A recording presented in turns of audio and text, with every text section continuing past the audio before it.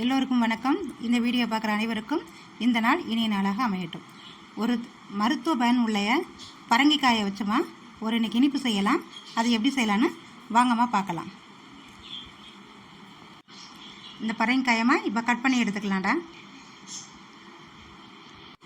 பரங்கிக்காயை cut பண்ணி வச்சுமா இன்றைக்கி நம்ம செய்ய போகிற ஸ்வீட்டுக்கு பாதி அளவு இருந்தால் போதுமா.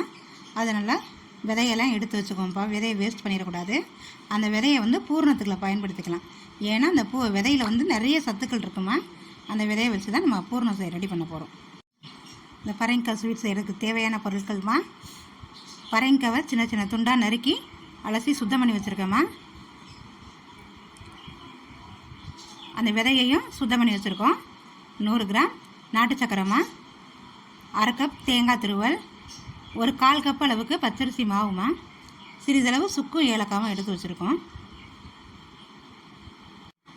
இந்த காய்மா ஒரு நீர்க்காய், அதனால் ஒரு 3 நிமிஷத்தில் வெந்துடும்.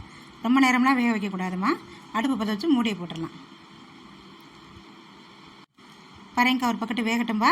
நம்ம அதுக்குள்ளே சுத்தம் பண்ணி வச்சுருக்க பரங்கி விதையை வெறும் வானலில் வச்சு போட்டு வறுத்துக்கலாம்ப்பா. இந்த பரங்கி விதையில் அதிகப்படியான சத்துக்கள் இருக்குமா, அதனால் இதை வேஸ்ட்டு பண்ணிடக்கூடாது. போட்டு 3 நிமிஷம் தாம ஆகுது. நல்லா பூ போல் வந்துருச்சு. இப்போ ஆஃப் பண்ணி வடிகட்டி எடுத்து வச்சுக்கலாமா. வடிகட்டினா இதை நல்லா சூட்டோடையே மசிச்சுக்கலாம். சூட்டோட மசிச்சாதான் அந்த பச்சரிசி மாவு போடுறப்ப உங்களுக்கு அந்த மாவும் வெந்துடும் சீக்கிரமாக. நல்லா மையாக நசிச்சுக்கணுமா. ஒரு பேஸ்ட் பதத்துக்கு மசிச்சு எடுத்துக்கணுமா. நல்லா இந்த மாதிரி மையாக இருந்தால் போகிறோமா. இப்போ சிறிதளவு உப்பு சேர்த்துக்கலாம்ப்பா. இப்போ எடுத்து வச்சுருக்க 1/4 கப் பச்சரிசி மாவையும் சேர்த்துக்கலாம். சூட்டோட பச்சரிசி மாவு போட்டு பிணைஞ்சால் தான் அது நல்லா மாவு பக்குவமாக சேருமா.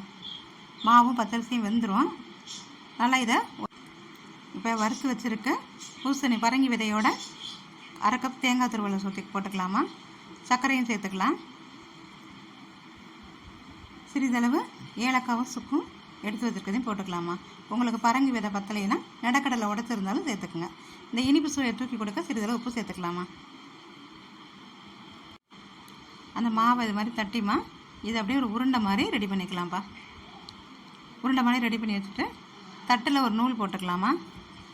நூல் போட்டு எடுத்து வச்சுருக்க உருண்டையை அதை நடுவில் வச்சு அதை அப்படியே ஜாயின் பண்ணி விடணுமா. இது எதுக்குன்னா ஒரு அழகுக்கு தான். இந்த பரங்கிக்காய் மாதிரி ஒரு கோடு விழுகணுன்றக்காண்டி தான் இது.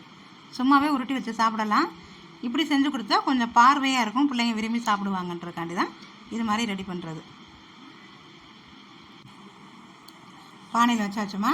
இது ஒரு 10 நிமிஷம் வேகட்டுமா அந்த உருண்டை. இப்போ வெந்துருச்சுமா, எடுத்துக்கலாம். இதில் அதிகப்படியான சத்துக்கள் இருக்குமா. காய் சாப்பிடாத பிள்ளைங்களுக்கு இது மாதிரி செஞ்சு கொடுத்தீங்கன்னா சாப்பிட்ருவாங்க. இதில் மெக்னீஷியம், பாஸ்பரஸ், விட்டமின் நிறைய இருக்குமா. நார்ச்சத்து அதிகம் உள்ளது. நம்ம கண்ணுலேருந்து இருதயத்துக்கு அனைத்துக்கும் நல்லதுமா. சிறுநீரக கற்கள், பித்தப்பை கற்களை எளிதில் வெளியேற்றிடுமா. அடிக்கடி இதை சாப்பிட்டோம்னா கேன்சர் நோய் வராது. இதை ஒரு ஜூஸாக எடுத்து இப்போ இந்து உப்பு கலந்து ஜூஸாக குடித்தோம்னா அந்த சிறுநீரக கற்கள், பித்தப்பை கற்கள் வெளியேறதுக்கு ரொம்ப நல்லா இருக்கும். உடம்புக்கு வலிமையை கொடுக்குறது மாதிரி அது ஸ்வீட்டு.